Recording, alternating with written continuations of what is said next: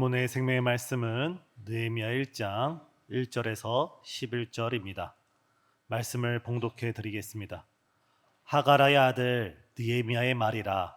아닥사스다 왕 제20년 기스르월에 내가 수상궁에 있는데 내 형제들 가운데 하나인 하나니가 두어 사람과 함께 유다에서 내게 이르렀기로 내가 그 사로잡힘을 면하고 남아있는 유다와 예루살렘 사람들의 형편을 물은즉 그들이 내게 이르되 사로잡힘을 면하고 남아있는 자들이 그 지방 거기에서 큰 환난을 당하고 능욕을 받으며 예루살렘 성은 허물어지고 성문들은 불탔다 하는지라. 내가 이 말을 듣고 앉아서 울고 수일 동안 슬퍼하며 하늘의 하나님 앞에 금식하며 기도하여 이르되 하늘의 하나님 여호와 크고 두려우신 하나님이여 주를 사랑하고 주의 계명을 지키는 자에게 언약을 지키시며 긍휼을 베푸시는 주여 간구하나이다. 이제 종이 주의 종들인 이스라엘 자손을 위하여 주야로 기도하오며 우리 이스라엘 자손이 주께 범죄한 죄들을 자복하오니 주는 귀를 기울이시며 눈을 여시사 종의 기도를 들으시옵소서. 나와 내 아버지의 집이 범죄하여 주를 향하여 크게 악을 행하여 주께서 주의 종 모세에게 명령하신 계명과 율례와 규례를 지키지 아니하였나이다. 옛적에 주께서 주의 종 모세에게 명령하여 이르시되 만일 너희가 범죄하면 내가 너희를 여러 나라 가운데 흩을 것이요 만일 내게로 돌아와 내 계명을 지켜 행하면 너희 쫓긴 자가 하늘 끝에 있을지라도 내가 거기서부터 그들을 모아 내 이름을 두려고 택한 곳에 돌아오게 하리라 하신 말씀을 이제 청하건대 기억하옵소서. 이들은 주께서 일찍이 큰 권능과 강한 손으로 구속하신 주의 종들이요 주의 백성이니이다. 주여 구하오니 귀를 기울이사 종의 기도와 주의 이름을 경외하기를 기뻐하는 종들의 기도를 들으시고 오늘 종이 형통하여 이 사람들 앞에서 은혜를 입게 하옵소서 하였나니 그때 내가 왕의 술 관원이 되었느니라. 아멘. 주일 예배 나오신 우리 성도님들을 예수님의 이름으로 환영하고 축복합니다. 올해는 광복 80주년입니다. 광복 몇 주년이 아니라 무려 80주년입니다. 지난 일본의 36년간의 자유가 없고 생명의 빛이 없던 이 민족 가운데 하나님의 큰 역사로 주께서 우리에게 자유와 해방을 가져다 주신 줄 믿습니다. 이 자유와 해방조차도 우리는 감사드릴 것밖에 없는데 어느 외국 기자가 그 신문에 이렇게 실렸습니다. 36년간의 식민 지배를 받고 또한 6.25 전쟁 가운데 모든 국토가 황폐해진 이 대한민국 가운데서 다시금 경제가 살아나는 것, 다시금 민주주의가 살아나는 것은 마치 쓰레기통에 장미꽃이 피는 것처럼 불가능한 일이다. 그렇게 50년 전, 60년 전 우리나라를 가리켜서 많은 외국의 언론들이 우리나라에겐 더 이상 소망이 없다라고 이야기를 했습니다. 하지만 불가능을 가능케 하시는 분은 바로 하나님 한 분뿐임을 믿습니다. 하나님의 크신 은혜 가운데 우리에겐 광복이 찾아왔고 정말 폐허더미에 있던 이 나라가 미국을 비롯한 수많은 국가들의 원조를 받던 이 나라가 이제는 선진국가 어깨를 나란히 하면서 도움을 받는 국가에서 도움을 주는 국가로 하나님께서 은혜를 베풀어 주신 줄 믿습니다. 이 시간 우리 하나님께 감사와 영광의 박수를 올려드리겠습니다. 모든 것이 하나님의 은혜이고 하나님의 역사이지만 그 가운데 하나님의 도구로 쓰임받은 사람들이 있습니다. 오늘 우리나라가 이렇게 아름다운 나라로 되기까지, 오늘 우리 신생주안교회가 이렇게 아름다운 교회로 성장하기까지 모든 것이 하나님께 영광이고 하나님의 은혜이지만 하나님께서 그 시대적인 사명을 이루려고 하나님께서 부르시고 하나님께서 선택하시고 하나님께서 사용하신 이름도 빛도 알려지지 않는 수많은 사람들이 있습니다. 오늘 본문의 느헤미야도 그 사람들 가운데 한 사람입니다. 느헤미야는 다윗 왕가 출신이 아니었습니다. 제사장 가문도 아니었고 레위 지파도 아니었고 평범한 유다 지파의 평범한 가정에서 태어난 평범한 그냥 우리와 같은 사람들입니다. 근데 하나님께서는 느헤미야를 부르시고 느헤미야를 시대적인 사명자로 사용하시는데 느헤미야를 통하여 어떤 일을 일으키시냐면 하나님께서 무려 140년 동안 예루살렘 성이 무너지고 예루살렘 성벽이 무너졌을 때 그 누구도 예루살렘 성벽을 다시 재건하지 못했습니다. 수많은 사람들이 심지어 하나님의 사람 에스라조차도 예루살렘 성벽을 건축하려 했지만 그 모든 것이 실패로 돌아갔을 때 하나님께서 오늘 본문에 느헤미야를 통하여 140년 동안 무너진 예루살렘 성벽이 단 52일 만에 완벽하게 복원하게 하셨습니다. 놀라지 않습니다.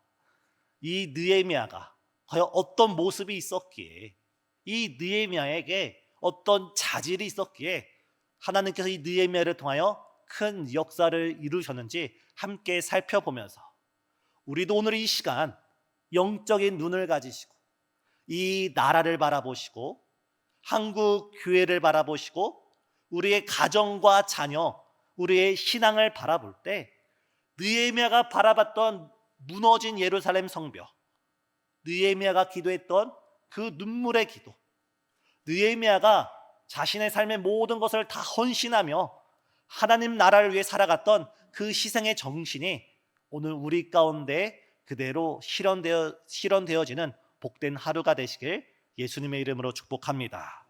다시 한번 질문 드리겠습니다.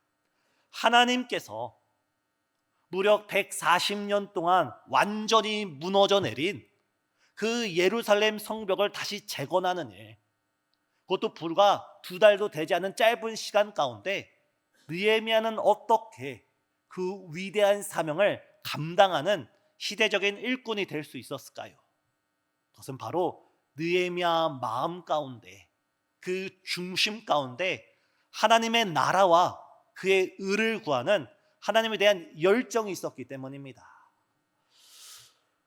오늘 본문을 보시면 느헤미야는 수상궁에 머무르고 있습니다. 이 당시 느헤미야는 아닥사스다 왕, 페르시아, 쉽게 말해서 그 당시 황제나 다름이 없던 그 황제가 거주하는 수상궁, 왕궁에 거주하고 있었습니다. 이때 느헤미야의 직분은 술 맡은 관원장, 다시 말해서 왕의 가장 큰 총애를 받으면서 내가 다른 사람은 못 믿어도 느헤미야만큼은 내 생명을 맡긴다면서 왕의 수를 주관하게 하는 그 자리에 느헤미야를 앉혔습니다. 따라서 느헤미야는 이 당시 그 누구보다도 아닥사스다 왕하고 가까웠고 큰 총애를 받았고 권세와 부귀와 명예를 다 가진 사람이 느헤미야입니다. 그런데 이랬던 느헤미야에게 어느 날 자신의 형제, 오늘 1장에선 형제 하나니라고 되어 있는데 느헤미야 7장에선 아우 하나니라고 되어 있습니다. 다시 말해서 느헤미야의 형제이자 그의 동생 하나니라는 사람이 느헤미야를 찾아옵니다. 우리 성도님 한번 생각해 보시기 바랍니다. 지금 느헤미야는 예루살렘 성벽이 아니라 수상궁에 있고 자신의 동생은 예루살렘 성에서 찾아왔습니다. 이것이 석관동에서 장이동을 가는 거리가 아니라, 이것이 동대문에서 성북구를 오는 그런 거리가 아니라 이 거리가 무려 1300km나 됩니다. 우리 성도님들은 늘 비행기 타고 다니시고 1년 12달 비행기를 타셔서 1300km가 얼마 안 떨어진 것처럼 느낄 수 있지만 1300km면 남쪽 끝에서 저 북쪽 끝, 북한 끝까지 달려도 1300km가 되지 않습니다. 우리 성도님들이 운전대를 잡아서 부산으로 갔다가 서울로 왔다가 다시 부산으로 내려가는 그 거리가 1300km입니다. 그 먼 거리를 지금 느헤미야의 친동생이 찾아왔습니다. 아마 몇 달 만의 만남인지 몇 년 만의 만남인지 알 수가 없습니다. 또 그 당시는 오늘날과 다르게 치안이 좋지 않아서 이 1300km를 걸어오다가 생명의 위협을 당할 수도 있는 매우 위험한 길이었습니다. 바로 이러할 때 우리 성도님들에게 반가운 친동생이 찾아왔을 때 우리 성도님들께서는 가장 먼저 어떤 것을 질문하시겠습니까? 오늘 본문 느헤미야는 오늘 3절을 보면 자신의 친동생 하나니를 만나자마자 그가 물어봤던 것은 바로 예루살렘과 그 백성들의 형편이 어떠한지, 바로 하나님의 나라와 그 백성의 깊은 관심을 가지고 있었습니다. 사랑하는 성도님, 지금 우리가 무엇에 관심을 가지고 있는지에 따라서 우리의 질문이 달라집니다. 우리나라에서 대개 오랜만에 어른들을 만날 때, 이웃들을 만날 때 우리는 어떻게 인사를 하나요? 안녕하십니까? 라고 인사도 하지만 우리는 대개 식사는 하셨는지요? 어르신이면 진지는 드셨는지요? 아이는 밥은 먹었어? 우리가 가장 먼저 묻는 것은 식사를 했는지 안 했는지가 우리나라의 인사말입니다. 왜 그렇습니까? 우리나라는 예로부터 가난하고 궁핍하고 정말 하루에 한 끼 밥 먹는 것, 배부르게 밥 먹는 것이 소원이었던 민족이 우리나라이기에 우리나라 사람들의 관심은 다른 것보다도 나를 만나는 이 사람이 식사는 했는지 안 했는지가 가장 큰 안부이고 가장 큰 인사였던 것입니다. 반면에 미국 사람들은 사람을 만날 때 어떻게 인사를 합니까? How are you? 그 해석은 기분이 어떻습니까? 당신의 컨디션이 어떻습니까? 미국 사람들은 사람을 만날 때 식사를 했는지 안 했는지 그것은 사생활입니다. 물어볼 게 아닙니다. 물어보면 실례입니다. 대신 How are you? 우리는 초등학교 때부터 배웠습니다. 어떻게 대답을 하죠? I'm fine, thank you, and you. 다른 대답은 없습니다. 그러면 저 멀리 있는 미국 말고 저 일본은 어떻게 인사를 합니까? 제가 어젯밤 구글에서 열심히 찾아봤습니다. 일본 사람들은 여러 인사말이 있지만 오덴키 데스까? 오덴키 데스까? 바로 건강하십니까? 일본 사람들의 가장 큰 관심은 내가 만나는 그 사람이 지금 건강한지 아닌지를 묻는 것이 가장 큰 안부였습니다. 우리나라 사람들은 식사를 하셨나요? 미국 사람들은 지금 기분이 어떻나요? 컨디션이 어떻나요? 일본 사람들은 건강하십니까? 자신이 생각하는 관심에 따라서 질문이 달라집니다. 그런데 오늘 느헤미야는 몇 달 만에 몇 년 만에 정말 어렵사리 자신의 친동생을 만났는데 가장 먼저 질문하는 것이 너 밥은 먹었어? 너 건강은 어때?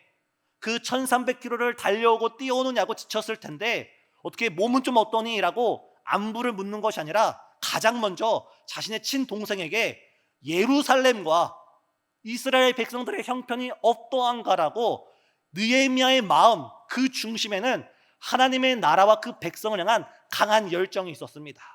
우리 성도님들 가운데 이렇게 질문하는 성도님도 있습니다. 에이 목사님, 오늘 성경에는 그것이 기록되지 않았지 어떻게 만났는데 가장 먼저 안부를 묻지 않았겠습니까? 우리나라 한국어 성경에는 잘 기록되어 있지 않지만 히브리어 원문을 보면은 여기에 접속사와 동사가 같이 사용되는데 이것은 뭐뭐를 하자마자 바로 지체 없이 빈틈없이 바로 물었다는 의미입니다. 다시 말해서 느헤미야는 자신의 친동생 하나니를 보자마자 그 즉시 예루살렘과 하나님의 백성들은 지금 어떻게 지내느냐, 바로 하나님의 나라에 그의 마음의 중심이 있었습니다. 아까도 제가 우리 성도님들께 말씀드렸습니다. 지금 느헤미야의 신분이 무엇입니까? 포로로서 가장 높이 올라갈 수 있는 그 지위 가운데 있습니다. 하늘에 나는 새도 떨어뜨릴 수 있고 가진 부귀와 명예는 그 누구와 비교할 수 없이 가장 화려한 삶을 살고 있는 것이 느헤미야입니다. 근데 느헤미야는 바로 그 자리에서 하나님을 잊지 않고 하나님의 백성을 향한 긍휼을 가지고 있었습니다. 제가 잠시 독일에서 유학 생활을 할 때 한인교회에서 부목사로 지내게 되었고 그로 인해 여러 한인 가정들을 만나게 되었습니다. 물론 저의 경험이 절대화될 수는 없지만 저의 경험에 잇대어서 말씀을 드릴 때 되게 이민 1세대, 우리나라에서 광부로 간호사로 여타의 이유로 독일로 유학 나간 이민 1세대 분들은 이 대한민국에 대한 그리움이 가득합니다. 본인들의 장남과 장녀로서 가정을 지키기 위해서, 먹여 살리기 위해서 독일에 나갔지만 여전히 고향 땅 가운데 남아있는 형제 자매들을 향한 깊은 마음이 있습니다. 그래서 가끔씩 한국을 방문을 합니다. 이민 2세대, 부모님만큼은 아니지만 아버지의 나라, 어머니의 나라, 이 대한민국을 호기심 가지고 또한 관심을 가지고 가끔씩 놀러 옵니다. 이민 1세대가 지나고 이민 2세대가 지나고 이민 3세대가 되면은 상황은 달라집니다. 어려서부터 독일 문화권 가운데 독일 사람으로 독일어로 독일의 가치관으로 자라기에 겉모습은 한국 사람일지 몰라도 그 사람은 한국 사람이 아니라 한국계 독일 사람입니다. 오늘 느헤미야의 신분이 어떻습니까? 포로 1세대가 아닙니다. 포로 2세대가 아닙니다. 포로 3세대로서 예루살렘에서 태어나지도 않았고 예루살렘을 한 번도 가보지 않았고 그 백성들의 얼굴도 알지 못합니다. 하지만 느헤미야는 자신의 삶에만 관심을 가진 것이 아니라 자신의 출세와 자신의 가정에만 관심을 가진 것이 아니라 1300km나 떨어진 얼굴도 한 번도 보지 못한 그 하나님의 나라와 그 백성을 향한 뜨거운 사랑의 열정을 관심을 가지고 있었습니다. 사랑하는 성도님, 지난 한 주간 우리 성도님들께서는 어디에 우리의 마음을 빼앗겼나요? 이 질문은 제가 우리 성도님들께 드리는 질문인과 동시에 말씀을 준비하면서 제 자신에게 던지는 말씀이기도 합니다. 지난 일주일 동안 우리가 하루 24일, 일주일 7일 동안 우리의 마음의 중심이 하나님을 향하셨나요? 하나님의 나라를 바라보셨나요? 하나님께서 우리에게 맡겨주신 믿음의 공동체, 수많은 성도들을 향한 관심을 가지고 있었나요? 아니면 우리의 관심이 하나님을 향하지 않고 주의 몸된 교회를 향하지 않고 세상에서의 우리의 출세와 우리의 가정과 내 자신만을 바라보지 않았는지 우리 자신을 살펴보는 이 아침 되시길 예수님의 이름으로 소망합니다. 우리가 지난 한 주간 우리가 가지고 있는 컴퓨터, 때로는 텔레비전, 때로는 우리 손에 들려있는 그 핸드폰으로 우리가 가장 많이 무엇을 시청했나요? 가장 많이 무엇을 들었나요? 다른 이유 할 거 없이 우리가 가장 많이 보고 가장 많이 듣고 우리의 삶에서 가장 많은 부분을 차지하고 있는 그것이 바로 우리의 마음에 중심이 가 있는 것입니다. 사랑하는 성도님, 하나님께서 찾으시는 시대적인 사명자는 능력이 출중하고 다른 권세가 많은 사람이 아니라 그 마음이 어디에 있든지 간에 하나님을 향하고 하나님의 백성들을 향하며 주의 나라를 향하는 그 한 사람, 그 한 사람을 통하여 하나님께서 역사하여 주시는 줄 믿습니다. 가끔씩 사무실에서 있다 보면, 교회에서 있다 보면 때로는 여러 성도님들이 한 주간 바쁜 생활을 살아가다가 교회에 관심이 있어서 정말 성도들에게 사랑의 마음이 있어서 교회를 방문하고 연락이 오는 경우를 볼 때 바로 하나님의 나라는 우리가 어디에 있든지 우리가 마치 영적인 나침판이 되어서 늘 하나님의 나라와 그 백성과 몸된 교회를 향해 관심을 갖는, 사랑을 갖는 그 사람들을 통하여 주의 나라는 다시금 회복되어지는 줄 믿습니다. 두 번째입니다. 느헤미야는 그가 어디에 있든지 하나님의 나라를 바라는 거룩한 열정이 있었던 사람이었던 반면에 그는 또한 기도의 사람이었습니다. 오늘 우리가 읽었던 느헤미야 1장은 4절부터 시작해서 11절까지 느헤미야의 기도문이 실려 있습니다. 그런데 사실 느헤미야 1장뿐만 아니라 느헤미야서가 1장부터 13장까지 있는데 이 느헤미야서를 신학적인 역사서라고 말하지만 달리 말하면 기도의 책이라고 부를 수도 있습니다. 왜냐하면 느헤미야는 1장부터 13장까지 있는데 이 안에 기도문이, 느헤미야의 기도문, 다른 사람들의 기도문이 다 합쳐서 무려 12개나 들어가 있습니다. 그 12개의 기도문 가운데 느헤미야의 기도가 9개나 들어가 있습니다. 느헤미야는 항상 기도하는 사람이었습니다. 오늘 본문에서 느헤미야는 하나님의 부르심을 입을 때에 가장 먼저 기도를 했고 아닥사스다 왕 앞에 나아갈 때도 그는 기도를 했으며 그가 결국 예루살렘을 방문할 때도 기도를 앞세우고 산발락과 도비아 등 여러 사람들의 박해를 받을 때도 그는 기도로 승리했고, 수많은 예루살렘 사람들의 원망과 불평을 들을 때도 그는 기도의 자리를 지켰고, 때로는 이스라엘 공동체가 분열되고 갈라지는 상황 속에서 그는 기도로서 그 믿음의 공동체를 지켰습니다. 그리고 느헤미야는 1장에 느헤미야의 기도로 시작해서 13장에 느헤미야의 기도로 맞춰집니다. 다시 말해서 느헤미야는 모든 일에 항상 기도를 앞세우며 걸어갔던 믿음의 사람이었습니다. 사랑하는 성도님, 오늘 우리도 느헤미야처럼 하나님보다 우리가 앞서는 것이 아니라 항상 모든 일에 하나님을 앞세우며 걸어나가시는 저와 우리 성도님 되시길 간절히 소망합니다. 우리의 인생 가운데서, 우리의 하루의 삶 가운데서, 우리의 일생 가운데서 우리가 가장 먼저 앞세워야 될 것은 바로 기도입니다. 이 자리에 앉아있는 성도님들의 삶이 다 다양합니다. 남성과 여성으로 구성되어 있고, 때로는 어린 아이서부터 노년에 이르기까지 수많은 삶을 살아오는 많은 성도님들이 앉아 계십니다. 우리의 삶은 아무리 다양할지라도 그 모든 삶 가운데 우리가 본문의 느헤미야처럼 항상 기도를 앞세우고, 항상 기도로 무릎 꿇고, 항상 기도로 살아갈 때, 우리가 기도할 때 바로 하나님께서 우리를 통하여 주의 영광 나타내 주시는 줄 믿습니다. 오늘 본문을 보면 느헤미야가 그 동생 하나니를 통하여서 예루살렘의 소식을 듣게 됩니다. 느헤미야는 기대를 가지고 있었습니다.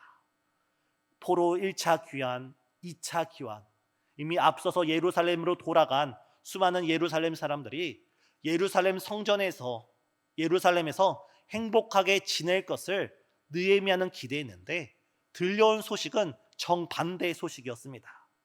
바로 예루살렘 성벽이 완전히 무너져 내렸고, 예루살렘 성문이 불타 사라졌고, 그 예루살렘 성 안에 살고 있는 예루살렘 백성들이 능욕을 받고 있고 또한 수치를 당하고 있다는 청청병력과 같은 말씀을 듣습니다.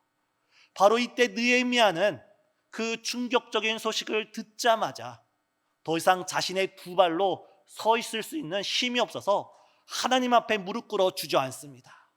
사랑하는 성도님, 우리가 삶의 어려운 일을 당할 때, 하나님 앞에 우리가 주저앉고 무릎 꿇을 때 주님께서 우리를 일으켜 세워주시는 줄 믿습니다. 느헤미야는 아닥사스다 왕 앞에 찾아가서 무릎 꿇어 기도하지 않았습니다.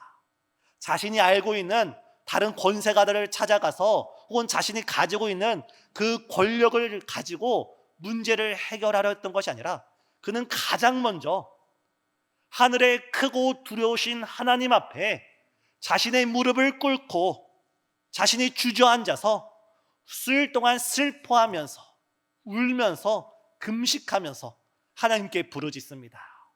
사랑하는 성도님, 우리 또한 오늘 본문의 느헤미야처럼 이 시대를 위해서, 이 나라를 위해서, 우리의 다음 세대와 한국 교회를 위해서 눈물로써 부르짖는 저와 우리 성도님 되시길 간절히 소망합니다. 하나님께서 놀라운 축복 가운데 우리나라를 이렇게 발전시켜 주셨는데 지금 우리나라가 어떻습니까? 풍요 가운데 사람들이 마약에 손을 대고 도박에 손을 대고 때로는 정치적 분쟁 가운데 공동체성이 무너지고 수많은 곳곳에서 하나님이 기대하시는 모습이 깨어지고 무너지고 있는 것이 바로 지금의 대한민국입니다.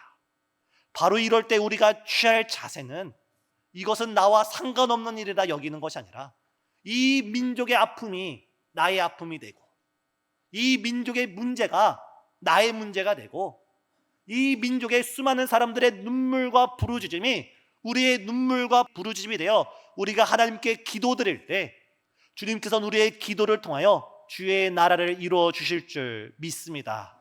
이때 느헤미야는 형식적으로 기도하지 않았습니다. 습관적으로 기도하지 않았습니다. 그는 하늘의 하나님, 크고 두려우신 하나님 외치면서 주야로 아침과 저녁으로 언제까지 기도하나요? 오늘 우리가 읽지 않았지만 느헤미야가 기도를 시작한 것은 기스르월, 우리나라로 11월에 기도를 시작합니다.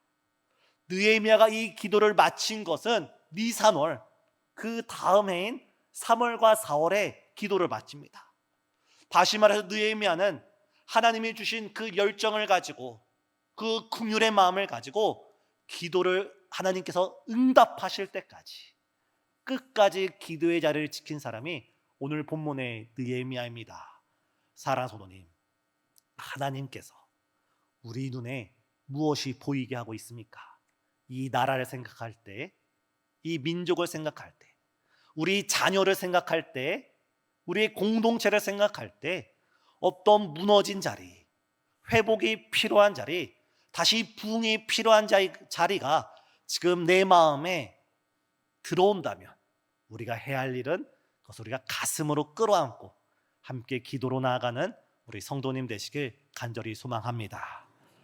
마지막으로 오늘 느헤미야는 열정을 가지고 눈물의 기도를 가지고 삶의 실천으로, 삶의 행함으로 나갔던 믿음의 사람입니다. 오늘 본문 느헤미야 4절부터 11절 말씀 가운데 가장 핵심이 되는 말씀은 본문 11절입니다. 이 11절에서 느헤미야는 이렇게 기도합니다. 하나님, 종에게 형통함을 허락하여 주시사 종이 사람 앞에서 은혜를 입게 하여 주시옵소서. 다시 말해서 이 기도의 내용이 무엇이냐면 느헤미야는 자신의 눈에 예루살렘 성벽이 무너진 것이 보였습니다. 이스라엘 백성이 고난 가운데 있는 것을 들었습니다. 이때 느헤미야가 했던 것은, 이것은 어떤 지도자 책임이다, 이것은 누구 때문이다, 이것은 누가 잘못해서 이런 일이 생겼다면서 누군가를 탓하고 남 탓하고 정죄하고 판단하는 것이 아니라, 느헤미야는 하나님의 나라와 그 백성이 어려움을 겪을 때 하나님, 그 무너진 자리에 저를 보내주셔서 저를 통해서 회복되게 하여 주소서. 그 무너진 예루살렘 성벽에 저를 보내주셔서 제가 그 일에 쓰임받기를 원합니다. 이스라엘 백성이 힘들고 어려울 때 저를 목자로 보내주셔서 제가 그들을 이끌 수 있는 지도자가 되게 해주세요. 사랑하는 성도님, 우리가 누군가를 탓하고 문제를 말하고 불평을 이야기하기는 쉽습니다. 하지만 진정 하나님께서 원하시는 사람은 불평하는 사람, 원망하는 사람, 잘못된 것을 수군수군 이야기하는 사람이 아니라 그 문제를 나의 문제로 품고 그 문제를 해결하기 위해서 믿음의 걸음을 걷는 사람, 바로 그 사람을 하나님께서 찾으시는 줄 믿습니다. 구세군의 창시자인 윌리엄 부스는 이런 말을 남겼습니다. 믿음과 행함은 나란히 걸어가야 한다. 마치 사람이 걸어갈 때 왼발을 걷고 오른발을 걷는 것처럼 우리가 믿음의 기도를 드리는 것에 멈춘다면 역사는 일어나지 않습니다. 우리가 믿음으로 기도를 드린다면 우리는 믿음으로 순종을 하고, 우리는 믿음으로 헌신을 하고, 우리는 믿음으로 실천하며 나갈 때, 믿음과 행함이 주님 앞에 만날 때 바로 주께서 우리를 사용하여 주실 줄 믿습니다. 믿고 행하고 믿고 행해 나갈 때 느헤미야는 하나님이 주신 그 구령의 열정 가운데 믿음으로 기도하고 믿음으로 그 자리를 보내달라고, 그리고 그 자리로 믿음으로 나아갔던 헌신의 사람이었습니다. 오늘 우리도 지금 이 시간 함께 찬양 드릴 때 주님, 정말 주님이 바라보고 있는 그 영혼에게 우리의 마음이 향하게 해주세요. 주님이 눈물 흘리고 있는 그 영혼에게 우리도 똑같이 눈물을 흘리는 기도의 사람이 되게 해주세요. 지금 주님께서 잃어버린 한 마리 양을 찾아 땅끝까지 가시는 그 열정을 가진 주님처럼 우리도 그 영혼들을 향해 걸어갈 수 있는 헌신의 사람, 희생의 사람, 믿음의 사람 되게 해달라고 우리 다 같이 찬양 드리시며 하나님께 나아가시겠습니다.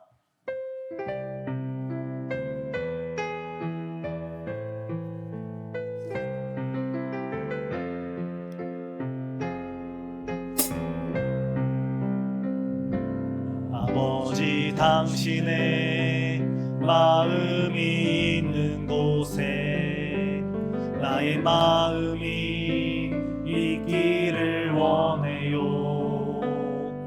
아버지, 당신의 눈물이 고인 곳에 나의 눈물이 고이길 원해요.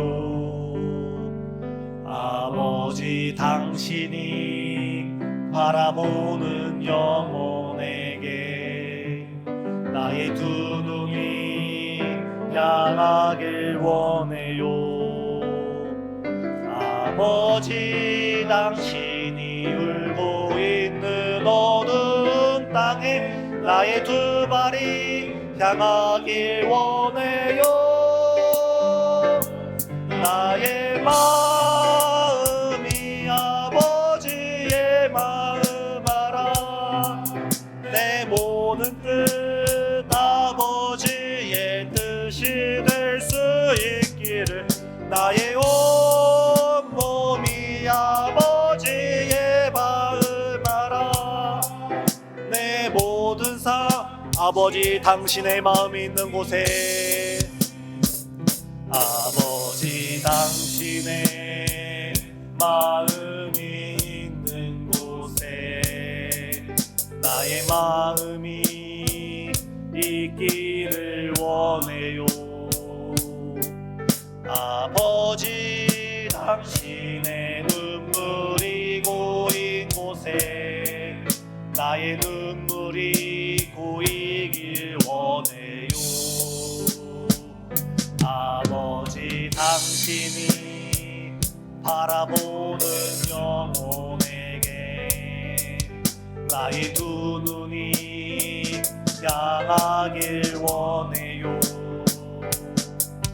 아버지, 당신이 울고 있는 어두운 땅에 나의 두 발이 향하길 원해요. 나의 마음이 아버지의 마음 알아. 내 모든 뜻 아버지의 뜻이 될 수 있기를. 나의 온 몸이 아버지의 마음 알아. 내 모든 당신의 이 시간 받은 말씀을 기억하면서 이 시간 받은 말씀을 기억하며 다 같이 합심으로 기도드리며 나가겠습니다. 사랑과 은혜가 충만하신 하나님, 이 시간 우리가 믿음으로 주 앞에 나아갑니다. 아버지, 본문의 느헤미야처럼 주님이 마음에 있는 곳에 우리의 마음이 있기를 원합니다. 주님의 눈물이 고인 곳에 우리의 눈물이 고이기를 원합니다. 아버지, 느헤미야가 무려 1300km나 멀리 떨어진 그 예루살렘을 바라보며 그 예루살렘 백성들을 바라보며 그들을 향한 열정과 그들을 향한 관심과 그들을 향한 사랑 가운데 아버지, 정말 주 앞에 나아갔던 것처럼 우리의 마음 가운데 하나님의 나라와 그 백성들을 향한 거룩한 열정이 꽃피우게 허락하여 주시고 거룩한 열정이 불타오르게 허락하여 주시되 우리가 한 주를 살아갈 때, 우리가 하루를 살아갈 때, 우리가 일생을 살아갈 때, 우리가 이 땅에 뿌리 내리고 살아간다 할지라도 우리의 마음이, 우리의 생각이, 우리의 중심이 하나님의 나라와 그 백성들을 향해 살아갈 수 있는 정말 주님의 마음에 합한 지도자들 될 수 있도록, 주의 마음에 합한 일꾼들 될 수 있도록 주여 우리의 마음을 새롭게 하여 주시옵기를 주여 간절히 기도합나이다. 주님, 정말 주님께서 내 이웃을 내 몸과 같이 사랑하라 말씀하실 주님이시여, 우리가 멀리 나가서 복음을 전하지 못할지라도, 우리가 멀리 나가서 다른 이들을 주 앞에 인도하지 못할지라도 주께서 우리 신생중앙교회 가운데 믿음의 공동체 가운데 주께서 맡겨주신 수많은 이웃들이 있고 수많은 영혼들이 있을 때 정말 우리가 구령의 열정 가운데 주님의 사랑의 마음 가운데 우리 성도들의 형편을 두루 살필 수 있는 우리 신생중앙교회가 될 수 있도록 역사해 주시고 우리 신생중앙교회 모든 중직자들 수 있도록 역사하여 주시옵기를 주여 간절히 기도롭나이다. 주님, 지금도 이 나라와 이 민족 가운데 무너진 예루살렘 성벽이 있습니다. 무너진 여러 가지 사회적 요소들이 있습니다. 사람들이 아버지 정말 마약으로 무너지고 있고, 아버지 정말 도박으로 무너지고 있고, 때로는 정말 정치적 갈등으로 인하여 사랑의 공동체가 무너지고 있고, 수많은 세상 문화와 세상 가치관 가운데 우리나라가 무너지고 있는 이 시대 가운데 주여, 주의 정결한 백성들, 주의 거룩한 백성들을 주께서 사용하여 주시사 빛과 소금의 역할로 우리를 통하여 이 나라가 다시금 회복되어지게 허락하여 주시고, 우리를 통하여 이 나라가 다시금 일어나 빛을 발할 수 있도록 역사하여 주시고, 다시금 우리나라를 통하여 이 나라와 이 민족과 이 백성들 가운데 하나님의 복음이 땅끝까지 전파되어 나가는 아름다운 복음 왕국 될 수 있도록 역사하여 주시옵기를 주여 간절히 기도합나이다. 주님, 우리가 눈물로써 기도하게 하소서. 정말 우리가 눈물로써 기도하게 하시사 정말 우리가 형식적인 기도에서, 우리가 정말 관습적인 기도에서 벗어나게 하여 주시고, 아버지 상대방의 아픔을 나의 아픔으로, 상대방의 눈물로 나의 눈물을 끌어안고 기도하는 우리 모두가 될 수 있도록 역사하여 주시오며, 무엇보다도 우리가 말꾼이 되는 것이 아니라 우리가 부족한 부분을 보고 원망하고 비판하고 판단하고 정죄하는 것이 아니라 주여 나를 보내주소서, 주여 나를 사용하여 주셔서 나를 통해서 주의 교회가 회복되고, 나를 통하여 주의 나라가 회복되고, 나를 통하여 이 민족이 회복되어지기를 간절히 간구하는 실천의 신앙, 헌신의 신앙, 순종의 신앙으로 우리가 살아갈 수 있도록 주여 역사하여 주시옵소서. 사랑과 은혜가 충만하신 하나님, 우리 마음에 예수 그리스도의 심장을 허락하여 주시사 주의 마음이 있는 곳에 우리의 마음이 향하게 하시고, 잃어버린 백성들을 향해 우리의 마음이 울게 하여 주시고, 하나님의 나라와 그 의를 세워나가기 위하여 우리가 하나의 미랄이 되어 주 앞에 충성하며 헌신하며 희생하며 나아가는 영적 느헤미야로 우리를 사용하여 주시옵소서.